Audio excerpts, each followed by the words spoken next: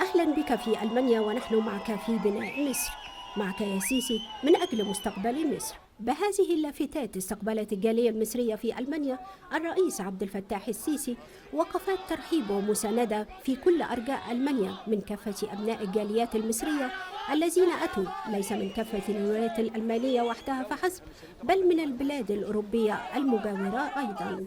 جاي من هولندا سايقه طالعه من امبارح الساعه 1 الظهر، وصلنا النهارده الحمد لله قدام قصر الرئاسه الساعه 7 الصبح، وجاي اقول كلمه واحده للسيسي: انت زعيم مصري عربي، احترمت شعبك واجبرت العالم كله انه يحترمك. احنا من فرنسا تبع الجبهه الوطنيه للمصريين بالخارج، طالعين من فرنسا الساعه 4 العصر، واصلين النهارده الساعه 7 الصبح. جايين نقول للسيسي كلنا ان احنا وراك وبنحبك وبنأيدك. احنا جايين من فرانكفورت، وصلنا برضو النهارده الفجر، وعايز اقول له ان انت كبرت البلد وان احنا كبار بيك.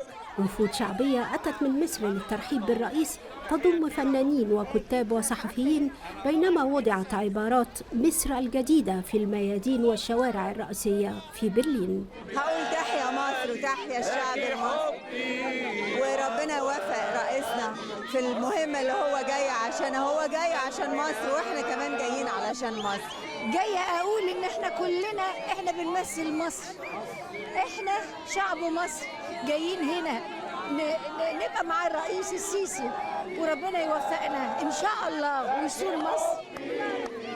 جايين نقول نعم لمصر، جايين نقول نعم ل7000 سنة حضارة، نعم عايزين نقول لهذا الرجل الذي اقتحم الصعب وحقق المستحيل، نحن وراءه. مش عارف اقول ايه في وسط الفرحه دي المصريين العظام اللي هنا موجودين كانوا في المانيا، واللي جايين من هولندا، واللي جايين من مسافات بعيده عشان يكونوا في شرف استقبال السيد الرئيس.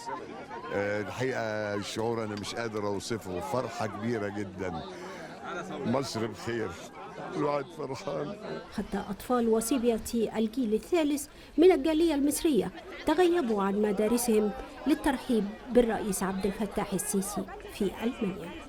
وسائل الإعلام الألمانية تتابع باهتمام بالغ وقفات التأييد من جانب الجاليات المصرية في ألمانيا والوفود الشعبية من القاهرة، لتكون رسالة من شعب مصر إلى من يهمه الأمر: نحن ندعم رئيس البلاد من أجل مستقبل أفضل لمصر.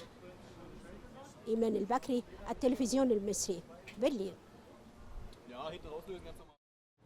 وسائل الإعلام الألمانية تتابع باهتمام بالغ وقفات التأييد من جانب الجاليات المصرية في ألمانيا والوفود الشعبية من القاهرة، لتكون رسالة من شعب مصر إلى من يهمه الأمر: نحن ندعم رئيس البلاد من أجل مستقبل أفضل لمصر. إيمان البكري، قناة النيل، برلين.